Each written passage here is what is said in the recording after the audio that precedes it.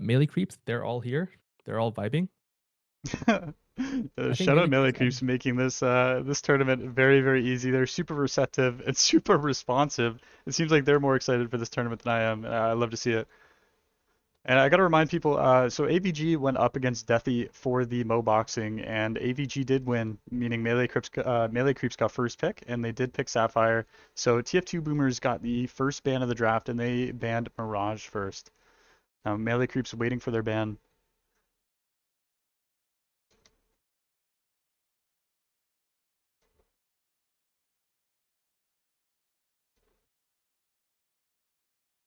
That's some funny names they got in the draft. Really great to just see everyone in this tournament be friends and just banter around. No, I really like that with the competitive scene in Deadlock. It looks like Melee Creep's first ban Holiday, and TF2 Boomers get Sinclair for their first pick. Like insta hover. I mean, this is kind of the sacrifice of picking Sapphire here, is that you can see TF2 with a throwaway ban of this Mirage. So they can force this Holiday Sinclair 50-50. But if you see the counter pick here of Kelvin Viscous, like if Kelvin doesn't get rabbited, Kelvin can just like come in and dome. Viscous, same thing. If Viscous doesn't get rabbited, the cube will be very impactful. No, I know TF2, Melee Creeps. Oh, sorry, go ahead. Yeah. I was gonna say TF2 has like no real good saving options per se right now. They might pull out the Dynamo, but they don't have Fickle, so I'm kind of excited to see. I don't know Synken at all. Lord and Neb was playing hard support, or was playing support, I guess, for Hydronation for a little bit. But I'll be excited to see how TF2 is going to modify their draft with 2 subs. No, I'm really curious if Melee Creeps will go with Lash here. Watching Lomain like, on Lash during the fight night, he was going absolutely crazy. Yes, they in the fight night draft they have been drafting Lash pretty proactively. I think in the B&B games they drafted Lash like the first game, and the second game they drafted him like 2-3. So they've been powering Lash a lot. They might be powering him less now. After some like decisions within the team and like changes about the meta.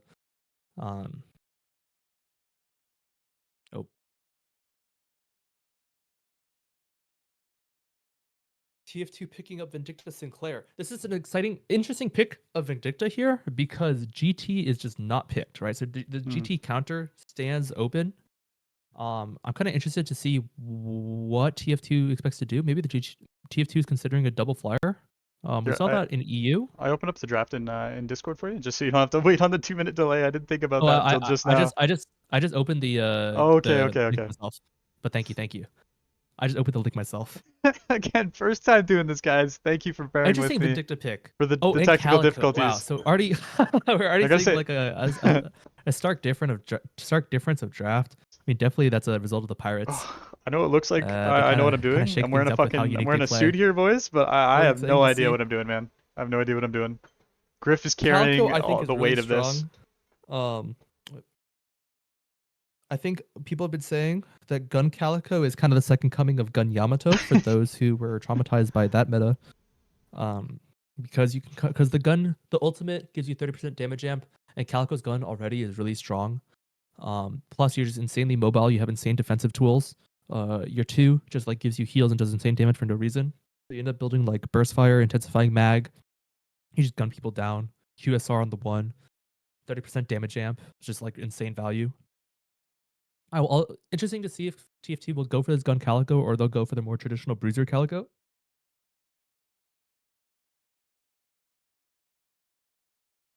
With the Yama pick. That makes a lot of sense here. I think Yamato counters this Sinclair, counters this Vindicta. Counters Sinclair and Vindicta a lot, right? Vindicta can't just tether and run away. Yamato can ult and chase after her in the air pretty well and just like one-shot her. Sinclair similarly. Sinclair's not particularly that tanky, especially if you're building Echo Shard. Which gives you bullet resist. I'm curious. 7 and Wraith are both open. I'm curious if Pashi would consider playing either one of those into this team comp. Oh, they 7 with a ban. I was going to say, Melee Creeps has first pick afterwards, so they definitely look to like 50-50 it. They already have their supports. There's like Abrams, Mo, Paradox, Bebop are all open, so they're not particularly worried about contesting these prio like pick characters. So melee creeps is kind of forcing like this 50-50 where either TF2 is going to ban Wraith or TF2 will let Pashy have Wraith. I was about to say though, Pashy I'm pretty sure prefers 7 over Wraith. I think both because 7 is stronger than meta, but it just works better with their team comp. I think. Even though Pashy's more comfortable on Wraith, so I'm kind of interested to see how they're going to draft around. They banned Lash for low main, and the mode krill picked. Yeah, okay, this makes sense. I mean, Wraith is still open. Infernus is open. Viper's open. Melee I would creeps be shocked also. if we saw an Infernus. I will not lie. I Infernus does think not feel good this patch at all. yeah. I mean, hydration had a decent or yeah, like a patch or not this last fight night, but the fight night before. Hydration played him with this tank Infernus build, and I've been playing it. I've been playing a little bit in Pugs, and I've been really enjoying it. It's definitely a different way to play Infernus, but I think the M1 Infernus is kind of I think the M1 Infernus is kind of outclassed, but there's like parts of Infernus like his just tier 1 afterburn that's just too strong where you can try to work around the other parts of his kit to make it work. Plus like Exploder Man, like at least NA's starting to pick up on it, but I think the Exploder Man of just amping Cold Front Mystic Shot with Catalyst damage is really strong. Abrams pick here from TF2. Interesting to see it come out this early. I couldn't really imagine melee creeps picking Abrams here. They already have Mo. They have Mo, Kelvin, Yamato already, plus a Viscous. Like they're pretty frontline heavy already. I can see. I think melee creeps is gonna look for Geist here. Axon Kelvin, Scion Viscous, Pashy Yamato, Cool Cheese Mo. So we're left with AVG. And we're left with AVG and low main, I'm pretty sure, on melee creep side. Shiv is open. So I think AVG is going to go Geist or Shiv. They're kind of just 50-50 on that, probably. Low main. Bebop's open. Oh my god, that's a Infernus pick. Saying that tier 1 Spirit, there's quite literally just picking it for the tier 1 afterburn, plus like a bunch of tanky stuff. Like you can Infernus ult after the Mo ult. Infernus and Kelvin Dome is pretty good. You just dash around and ult. Interesting pickups though. So it's Geist or Shiv, probably Geist. And then something for low main, it's probably Bebop. Honestly, I could see a Bebop here. Does low main play GT? Who No, does play Lomain's low? got a No, very, very, very wide hero pool. yeah, yeah. But I'm pretty sure Saya plays GT for. I guess low main could play Viscous and Saya could play GT. I won't lie, I'm very shocked with the Infernus, but I am I excited to think see how they will build him. I think it makes a lot of sense because, or theoretically, not like numbers wise, but just theoretically, melee creeps right now showing very tanky, very spirit heavy. Right, the Monkrill, Viscous, Kelvin, Yamato, they're all tanky people. Where Infernus will be able to dash around, get value from just dashing on them. They're very close quarters. And the afterburn spirit damage debuff, Yep, as totally. well as stacking Yeah, silencer. yeah, totally. It I looks think we'll like definitely. Pashy is getting the Wraith. Okay. Who's on Yamato then? AVG? Own the GT pickup? Okay, that makes sense. Interesting to see that GT wasn't banned. They banned Lash over GT on the side of TF2. I guess they're not too worried about the GT. I think it's coming from Saya. Probably. I'm not too sure who else has a GT on the side of melee creeps. Who are you looking last pick here? I mean, they're still like, it's who. They have plenty of frontline. It's hard to think because I have no clue who Senecan plays, and they have Lord and M, so I have to remember that they don't have Fickle or Goober for their hero pools. I feel like I wouldn't be upset with an Ivy or a Paradox here. yeah, Paradox being open. I think they're definitely looking at Paradox or Bebop for some pick. I think Geist is not a bad idea because they can just like kind of stand their ground with his Vindicta, Infernus, Geist, and just like kind of move as a unit. When the Ivy Ivy. pick. Okay.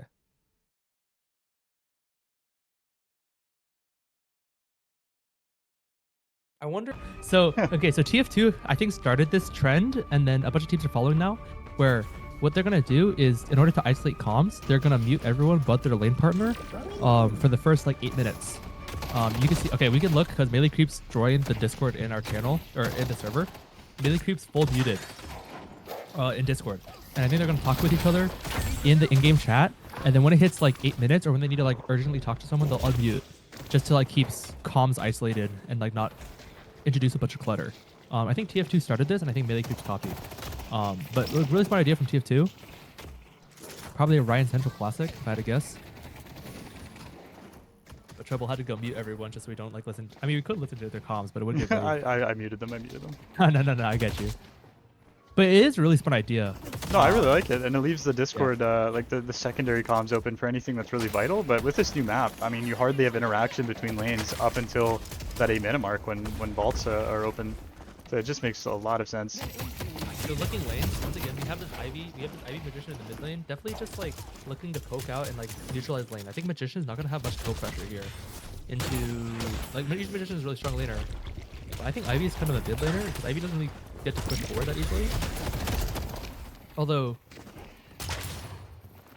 who's playing? Oh wait, I need hold tab. Who's playing the Viscous?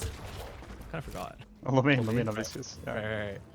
I mean, it's taking a lot of poke there. But I think this GT Viscous lane is going to be a lot stronger in terms of poking down this side. You see, he's just pressing one on cooldown. So he's taking a lot of poke. You see first item healing right off of Sickle, I presume. Oh god, my brain's already tired. I'm already forgetting who's playing who. Oh. I think this left lane is interesting to look at. Vindicta Infernus is going to be super impressive. You have infinite crows. The crows are scary because not only do they do damage, right? They reduce your resistances as well. 12% each. Or actually, no, it's 6%. Oh, I need to get the numbers right. But that means that Infernus will start doing a lot more chip damage if you randomly get an afterburn and then Vindicta crows you. That will end up taking that you has to like be intentional, that matchup. 125. Oh, it definitely is. That's a really cool combo. Yeah. And the thing about Vindicta is that you're worried about Vindicta getting run down, right? But the thing is, if this mode tries to run this Vindicta down, Infernus will get a free afterburn into charge, right, with Infuser, right? And the mode cannot survive that. So, Infernus is acting as like the pseudo tank. Getting tethered in that flame dash, that's a lot of damage. That's just a kill right there, especially with the second point into the after dash or the flame dash. Yep. Oh, charge from Abrams here. Big damage from the Kelvin. Punch pop going in though. Punches being thrown everywhere. Carry down. And Salty goes down to Pachipot. First blood being drawn. Well, looks like we missed some fighting in middle lane. Ivy barely able to get away. Deathy gets a kill on Saya here. It's a pick. Yes, yeah. Viscous is also quite low. Oh, you know, let's be honest. I have to remember. I don't know. I remember because I feel like some teams they end up keeping the same players in the same lanes regardless of drafts, or not regardless of draft, but more so because it makes sense for the draft normally, and they want to build up like player synergy. I wonder if TF2 are similar in keeping their lanes consistent. I think they are, because I think when I watch scrims, it's usually Deathy and Rangers in the mid lane. Pretty sure. I noticed Deathy and Salty play together a lot in pubs. I wonder if they try to duo in pubs with their lane as well. Yeah, Deathy and Salty have been very long, or they've been friends for a very long time, because they were together on like the original iteration of TF2 Boomers, I'm pretty sure. So they've been playing for a long time, and I think Deathy comes from TF2 or Team Fortress 2, and I'm pretty sure Salty has a history in competitive TF2 as well, so they might have met there too. I think that's the history between them. Huge cage from Saya here. Bird coming out. Oh, but Deathy, sound effects. Saya catches on and just snipes him out of the room. Interesting idea from Deathy there to go for the bird. I think it was the only idea he had. Saya's headset was on though. He knew how to look for the timing. Oh, Mo looks. Oh, it's Fickle Frog on Vindicta. Oh. It's been another very active game, about 1 kill per minute so far, with melee creeps in the advantage. 4 kill lead, 3k soul lead, oh 2k now. Incredible pick from Cool Cheese. Like that, if you saw how Cool Cheese like stood around the right side and came straight out of vision, he probably crouch walked up there too, making sure he made no sound. Very hard to detect unless you're constantly scanning around like you're messy. You can see just pretty generic Infernus start.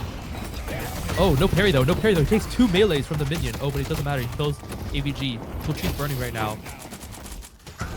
Sandblast. Looks like there's a bit of frame lag on the stream. Excuse me for that, but huge kill from Vegas. I was so scared. He took 2 melee. He took like 500 damage just from the tower. But I mean, the Infuser healing was Infuser Recurring Spirit was just too much.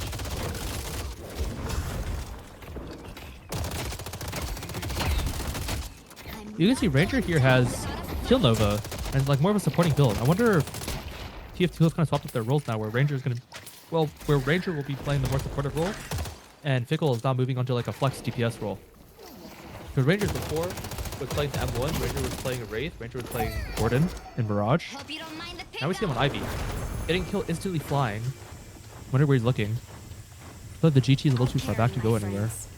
Nah, he's just doing circles.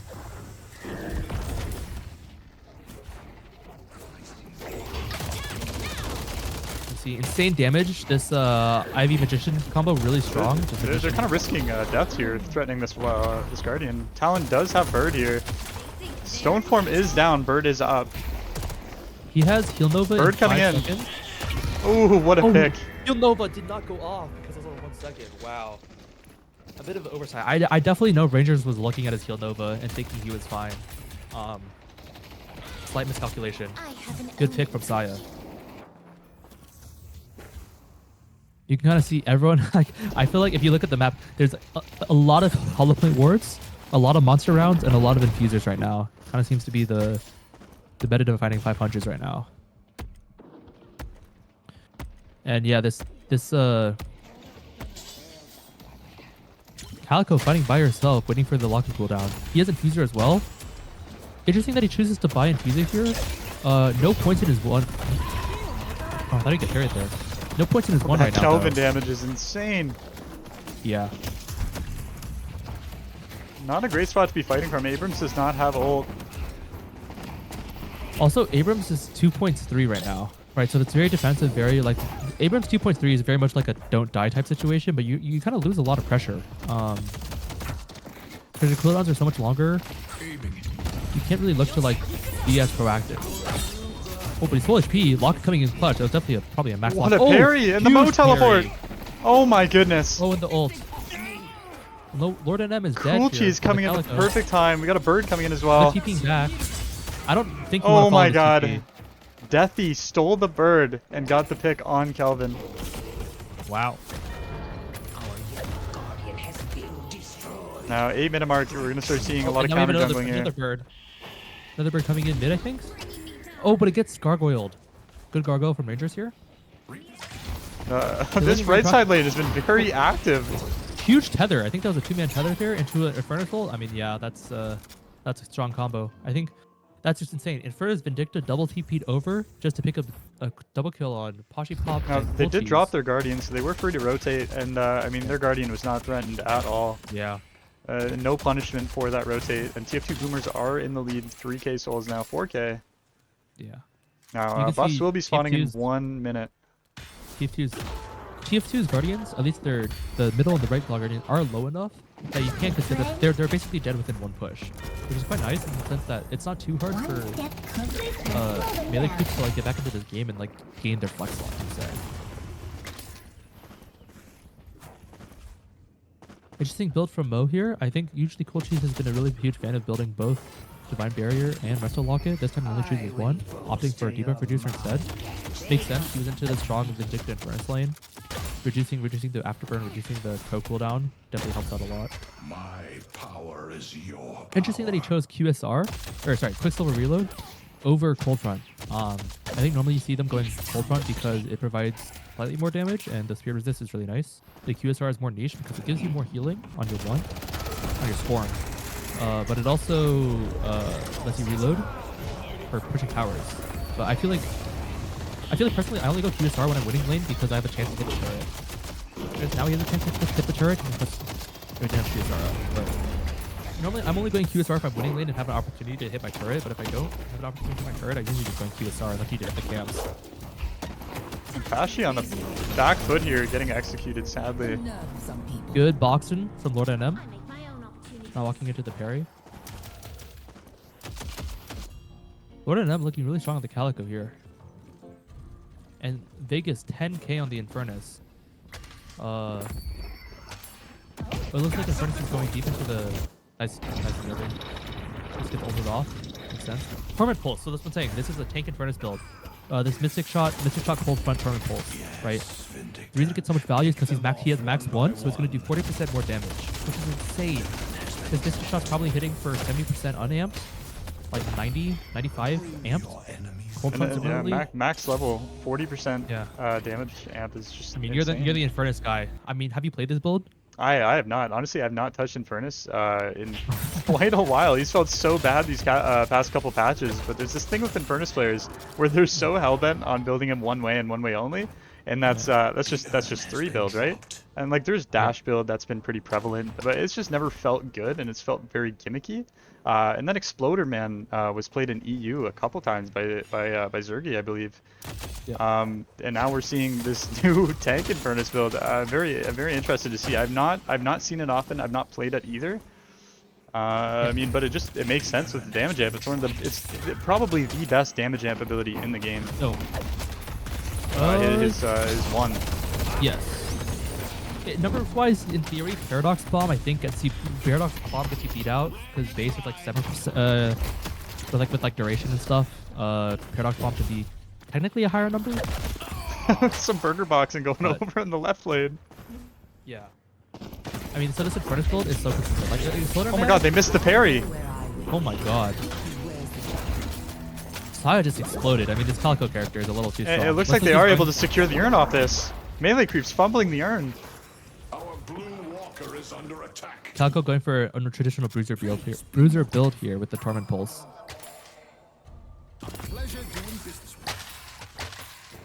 And Vegas is like taking over. Like the thing about this tank Infernus build that I really like is with it, so Exploder Man to me was like basically a guide on how to play early game. Because the late game of Exploder Man was still pretty M1 heavy. It still had you building crippling headshot inhibitor, maxing 3. You do like 2.2, max 1, max 2, then max 3. And your late game looked pretty traditionally Infernus. The thing about the tank Infernus build is that you kind of stop caring about the M1. You still go back to rapid recharge. We start playing more for this this Torment Pulse. You build improves cooldown to help all your damage amp. You just build armors. You build leech, and you just be a menace in the backline. And Infernus has always been a big fan of sustain. I mean, it's just like built into his kit. He has so much damage over time and just big AoE damage that he's able to stay alive forever. Even with just Enduring Spirit and Healing Booster, he's an absolute menace. It doesn't look like Vegas has picked up either of those yet. Oh, he has Slowing Hex, so he has Enduring Spirit. Yeah. I mean, he doesn't need it. He gets so. Are you aware how how the Spirit Lifesteal from Soul Shredder bullets isn't the exact same as the Spirit Lifesteal from Slowing Hex? I know it stacks differently, but I'm not too familiar with how they interact. So all the Spirit Lifesteal you get from items stacks like multiplicatively, so like diminishing. It's not additive. Yeah, diminishing returns. So I think Infuser and Slowing Hex together will get you 22%. But Soul Shredder bullets is a separate number, and that Spirit Lifesteal gets added. So the Soul Shredder bullets giving you the number. I think it's 60%. Yeah. So they essentially stack. Yeah, they're additive. So instead of if you just like bought Spirit Lifesteal or something, or like it would technically be less, but then basically you get more value from the Spirit Lifesteal on Soul Shredder bullets than you do the Spirit Lifesteal on an item. So we got a very chaotic fight breaking out in this lane. Salty came over to try to help, unfortunately was unable to do anything, but he did get away. Bridge buffs are spawning in 20 seconds here. Looks like melee creeps are in a better position to posture for them. Mo is ready for the left buff, and Viscous is ready for the right buff. I don't think there's going to be much contest happening here. And I wonder if they'll try to go for an early urn. The soul count is becoming quite equal now. But one thing to note is that I think TF2 has a lot more of their jungle up, because TF2 has been looking to invade and have been getting a lot more space. You can see TF2 has their double slots open, as well as their basement camp and like a tier 3. And melee creeps already took all their slots. So in theory, TF2 have a lot more standing souls per se on their side of the jungle. Oh my, what an ult. The damage exploded. stacking those spirit items comes with a price, and it is a heavy. He has max 2 and rapid recharge. So now this Infernus is gonna run around the map to take all the farm. On the enemy side, oh, he's running him down. On the enemy side as well as the ally side. Unable to get the afterburn on Yamato. Yamato does have ult, so it doesn't really matter. She's got that cleanse available. Kelvin holding onto the urn for dear life, and it looks like they Magician might lose a Vindicta walker hitting here. Walker for free. Vindicta is such a good walker taker because the crow debuff, right? You get the free. He probably has a max now, so it's probably 18% of each resistance. Plus, Vindicta gets bonus damage from sniping the turret because the Vindicta damage amp happens when it's less than 50%, and it's pretty easy to get a walker under 50%. Now, Abrams staying over on Urn's side, unable to fight against 3 of them, but just showing some sort of competition here, refusing to give it away for free. And he will have to give it here, or he might go for it. He's gonna go for it. Vindicta with the teleport. They are alone. Calico is now over there. He's rotating over. You can see the Infernus TP'd over. Don't secure it. However, oh, nice This play is from not Axe. looking very good for TF2 Boomers. Walker is under attack. Is that a refresher dome already? It's very early. Yamato here has ultimate.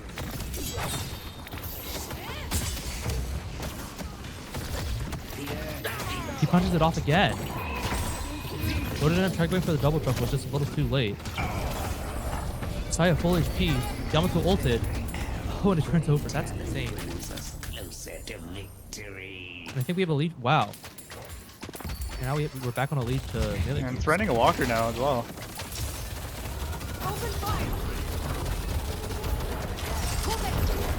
They're here. That Vindicta damage. I think so. Okay, we look at the Vindicta's build because if it's Fickle Prog playing, I imagine, yeah. So he's going like a full debuff support build. You can see here with the Entrenches Barrier, the Alkfire, the Knockdown. I imagine we're gonna see an Echo Shard whenever he finds enough money. And then he'll just go for Echo Shard Tether and just burn people alive with the Alkfire. He has a suppressor too, and he's already giving an innate like 18% resist or 18% pause the ready game again. I have an omen for you. Wait. Good turnaround from melee creeps. They ended up taking, I think they were down 8k souls and now they're up 7. So 15k soul swing. Still TF2, the left side jungle, right? Refresher They have, picked up by Yamato. Yep. So as I was saying, Poppers really enjoys going reverb first, and I think Poppers got a lot of value out of reverb, but Pashi really likes going refresher first. It's just I think it's a little bit more feast or famine, right? If you're able to find value from that refresher, I think it ends up having higher return value, but it's just not as Okay. consistent. Abrams ult is down. I wonder if they'll try to threaten. Oh, Boss good now. pick. Unfortunately, oh, they are Follow shooting up him. is Okay. not quite there. You can see Cool Cheese going off audio cues. Really smart from him to know where the Calico was rotating. Team was a little slow to follow up though. Bad fight from melee creep. Only to get out in time. Oh, Pig Rabbit. I think they had L3. Another excellent Kelvin dome. He does have refresher dome here. You can see melee creeps is choosing the 4v5. Low main's going over to help Wraith on the right side. Vegas is currently in a 2v1. Wraith ulted. Vegas is dead. In this current fire happening, Calico's ulting. Calico is amped up with the 50% damage. And I gotta notice that right walker He's is dead. getting dropped. So Yes. not only did they win the fight, That was insane. 4v6. They just won a 4v5. 4v6. And they were able to pick up that walker as well. Mid boss could be contested here. Yamato doesn't have ult. Abrams ult is down and he is dead for 20 seconds. That was really smart from low main. Basically what happened was, I don't know if you saw the Wraith good and walker Infernus were trade. going for a fight, and then low main, instead of choosing to rotate to the fight on the left walker, rotated over to the Wraith and just helped secure the 2v1. That Wraith damage. Holy moly. Wraith is strong. I gotta see that build. Interesting. Yeah, it feels very strong. I mean, he's sitting on a lot of unsecured souls right now, but after this mid boss, looks for a buy here. I think Colossus would be really good. I think you sell extra charge and go Colossus. I'm pretty sure. Interesting to see if he goes tripling instead. Oh, Vegas gets caught out here. Good blink unburrow from Abrams Cool does Cheese. have ult. It looks like he is gonna posture for the steal. I don't know if they know he's in here. Oh, we have a Gubami Abrams coming in. Although he doesn't have max 1. He maxes ult instead to be more active. So he's not true Gubami. But the max 1, I feel like the spirit damage comes a little shy. They're really dragging this mid out. They're not wanting to steal. This has been very chaotic past couple minutes. Big pick on the Magician. Are they able to follow up on it? Salty with the peel. Charging out the Unfortunately, unable. low. Nice. Deathy here, no echo shot on the rabbit. Ranger's getting caught out here by low main. Average is in the backline, just shooting for free. Yamato's going deep onto 3 people. Infernus is coming in, big damage. The slowing hits though. Oh, that great Talon. We have deep upper mover, but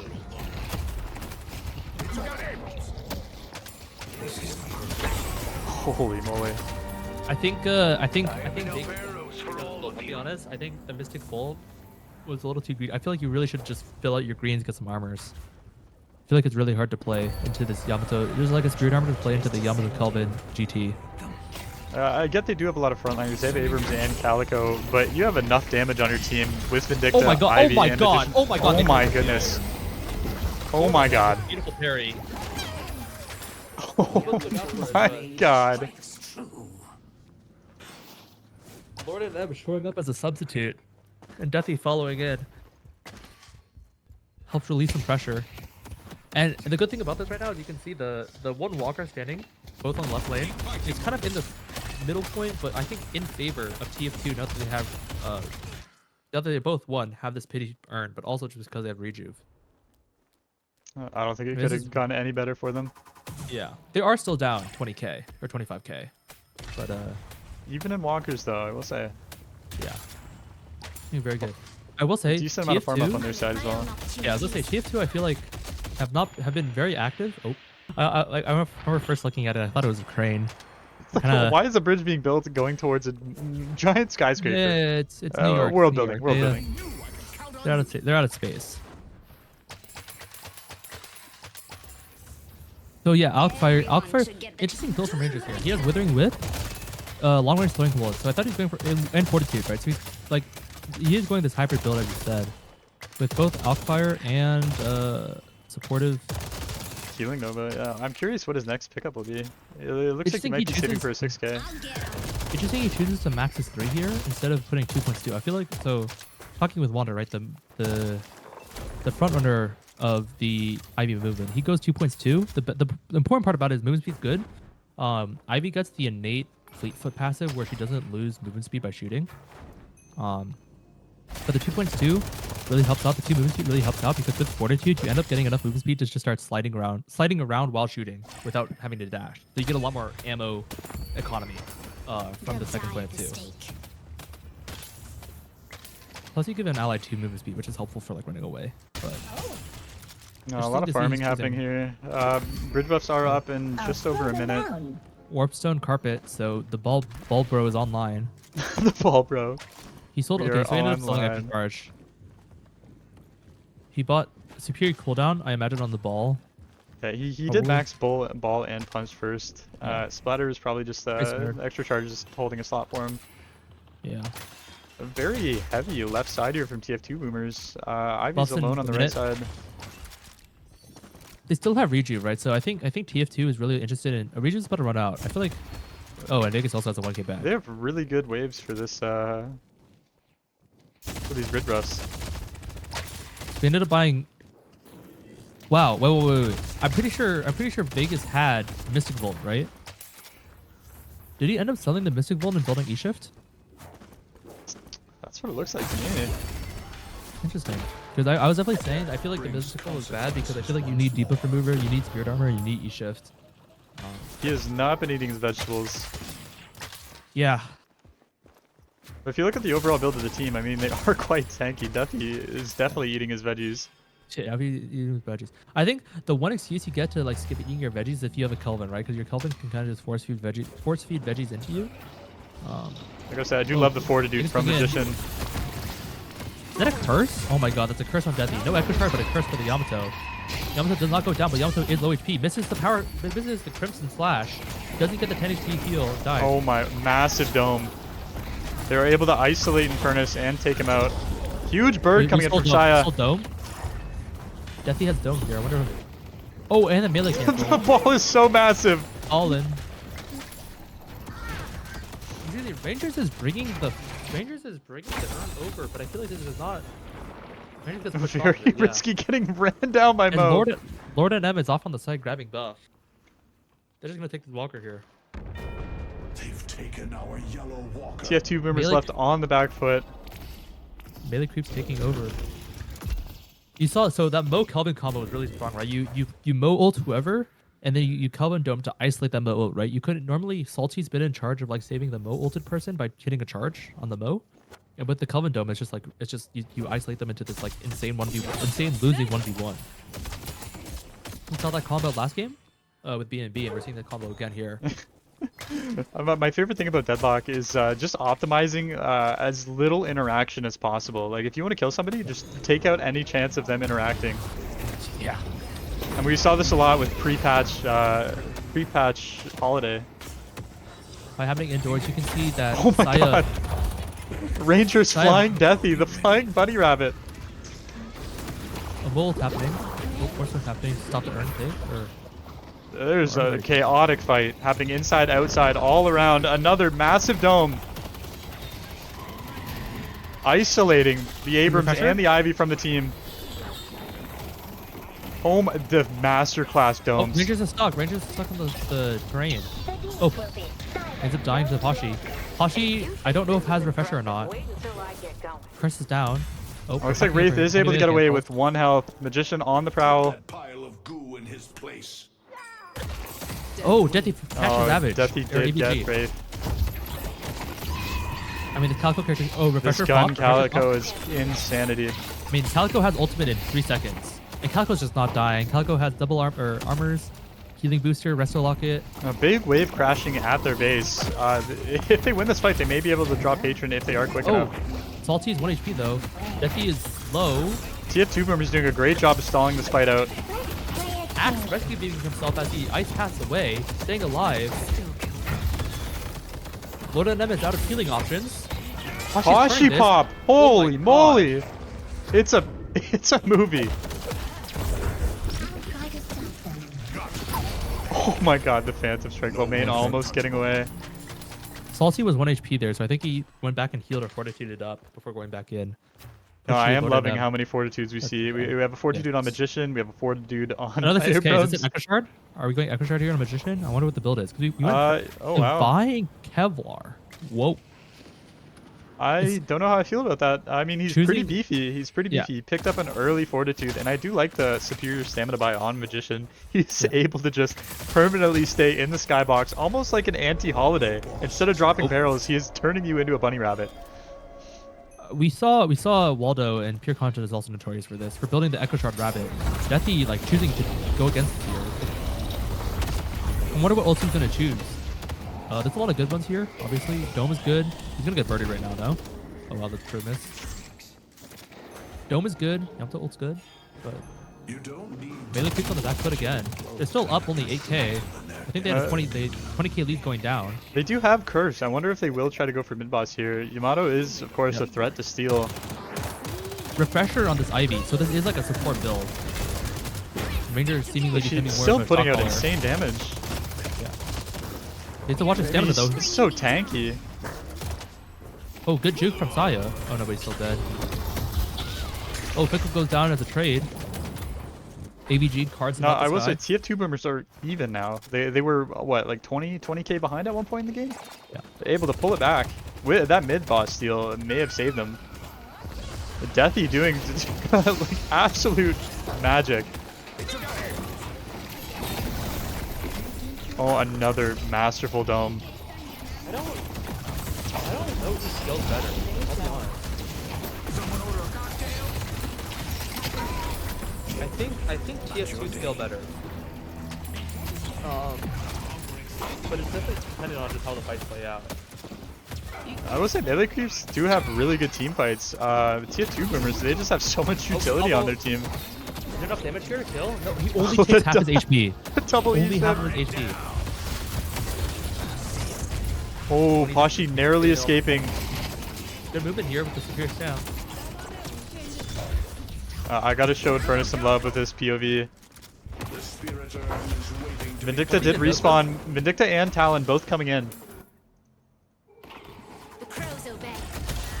Oh, what a tether. Oh, he hits close to the tether. I think Cool Cheese is within snipe range. Is he gonna look for it? Bridge buffs are Probably up. What is that? Gun buff on the right side? Casting. Infernus with the casting buff. Yeah, this Infernus is really tanky. He has improved spirit armor. He has E shift. He ends up having like cold front and heal. I don't know if he's heal booster, but he ends up having a lot of spear resist. So you can see that Mo ult in the Yamato, like the Yamato hit a full power slash at him, but because of all of his spear resist, he probably had E shift active too. The Yamato just did no damage. Still, even though Vegas is looking like Thanos right now, AVG is still on 40k Wraith. Definitely not as tanky though, but he's still pumping out damage. As long as melee creeps can peel for AVG. Yeah, and now AVG he did has pick up Colossus. Colossus debuff remover, very tanky. He's got the toxic and the crippling headshots, or yeah, crippling headshot. Very tanky and still able to do a lot of damage with that crippling headshot. I really, really like this Wraith build. I mean, it's almost like Colossus is just a must on Wraith. Does Infernus have Colossus, or sorry, crippling headshot? I wonder if TF2 has a crippling headshot on their team. He's 4k. Okay, not. I think he just ended up buying armors. I don't think we have a crippling headshot on the side of TF2. A lot of debuff removers. No crippling yet. Interesting. Hope you don't mind the pickup. I feel like one of the things I think Yamato we really need to crippling against, because Yamato's ult gives her 50% resistances and Yamato's just unkillable. Yeah, the crippling really just makes her actually a feasible target. Oh, the ball's happening, the charge is happening. He's cubed in his ball. Kind of hard to tell. The ball's so big. They're pushing him back towards the base. I wonder if he can get a rescue beam down here by Axe. There he goes. Try going in. Pickle, I think, is a little bit low HP. Cool Cheese is on the hunt. Cool Cheese is walking menacingly in. Pashy Pop just going straight in. Oh, and we catch Rangers. Cool Cheese grabbing whoever he can. Deppy's saying, nope, you. Pashy ends up going on the other. Another masterclass dome. Oh my god. Is Salty gonna die here? Omen on the chase. Salty goes down. No pressure dome. These Kelvin players. Oh my goodness. Yeah. Okay, the one thing about that last dome though, AVG was not. I think he was trying to catch AVG in it. I'm pretty sure, because AVG is looking a little low. I just think. Either way, his ability to isolate a single target in the dome. In the first dome, 3 teammates with the Abrams. I mean, what do you even do? What do you do if you're Abrams? Just save your charge and hope you can get out. Mid boss is up, looking for a Infernus. Oh, catches. Oh, cube. I mean, yeah. This draft pick of picking Viscous Kelvin, and the melee creeps team is just too tanky to kill. No, this is not looking good for melee creeps. Their waves are all crashing on base. Calico might be able to snipe a shrine here. I mean, not looking good for Boomers. Yeah, Boomers. Oh. Or no, Boomers. Oh, but I mean, oh, you're right. Boomers are backdooring the shrines here. Yeah.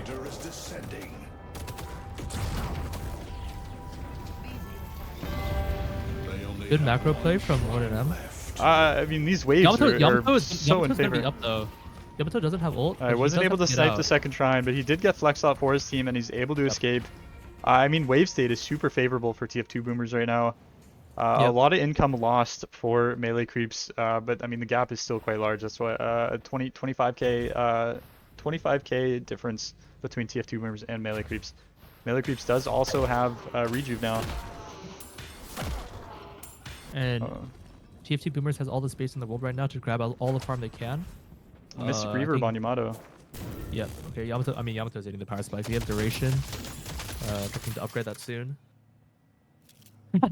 Just staring menacingly at the teleporter. I mean, it's a little obvious what they're. He's going right? deep. He's going deep. Running Urn here. Who is he about to abduct? Melee creeps has rejuve, so they're looking for fight here. Any trade is a good trade. Holy shit! Fortitude on the Kelvin, just running him down. Can he reload? Fortitude. Opening tether. Deadlock replay system bugged? No way. What happened? He does have debuff reducer. Oh, he does? Oh, I'm trolling. Or remover. Not remover. He also doesn't have the active slots for it, so I wonder if he's just gonna stay reducer. Crippling headshots and pristine emblem. Repositioning. Wraith is quite large. I'm very interested to see how this next fight's gonna take place. They're looking to Christian siege. Emblem Waves are is an pushing into interesting TF2 pickup. Boomers. I mean, Abrams think- is quite large. Their team is very tanky. They pretty much all have Yes. fortitude. I think it's a pretty reasonable buy. I mean, good itemization on AVG's behalf. I was talking with Yams, and I think Yams mentioned that a lot of people are undervaluing Siphon Bullets because Siphon Bullets is kind of the only source of true damage we have right now. What are we looking honestly- at low main? Maybe being a sniffing sneaky around. big ball. Pretty much any game I play carry. I play a lot of Wraith and a lot of Haze, and I build Siphon Bullets almost every game. It's one of my first items if I'm playing pubs. It might not be optimal, but it's just there's so much value in that item. It's worth buying, Yeah. especially I mean, against a team with 2 frontliners. Low main is balling in the base. Are there 2 Saya balls? There are 2 straight- balls. Oh my god. The Divine Kevlar, it makes sense now. Pachi popped his first ultimate, I think, pushing 3 people of TF2 into the base. 4 people back in base now. They're all healing up. I mean, this is like a free down, I think. They're just gonna. Progressing further. Deathy died. One of them They died. honestly might be able to end here. You can end here. Yeah, I mean, it's 36 minutes. Deathy's not gonna be up for 40 seconds. He'll have his ult by then. No Infernus Refresher ult. is going to be up in 15 seconds Wait. for the Kelvin Dome. There's no ult on the side of TF2. This might be over. They have Yamato ult. Our AVG 's TF2 Boomer is going to be able to hang in there. So much damage. Vindicta doing huge damage, able to... Oh! Almost able to take out Saya. Oh, it's chaos. Saya is dead. Oh, it's over. What a game. Explaining, there are commands where you can go through the players, but it's so randomized. So at the start of the game, I have to go through all my keybinds, and then in a notepad, I have to write down what keybind goes to which player, and then throughout the game, I have to reference... I have to reference...